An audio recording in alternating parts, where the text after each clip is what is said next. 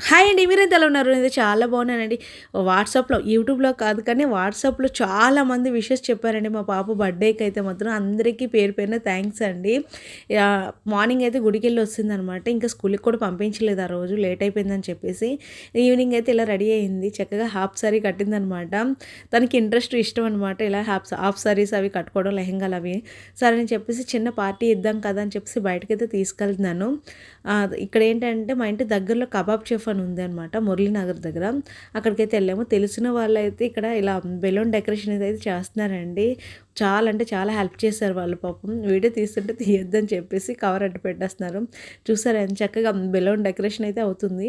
మేమైతే ఒక యూట్యూబర్‌ని అయితే గెస్ట్‌కి అయితే పిలిచామండి. వైజాగ్‌లో ఉంటారు. చాలామందికి తెలిసే ఉంటదనమాట. మాకు డైరెక్ట్‌గా అయితే పిలవలేదు.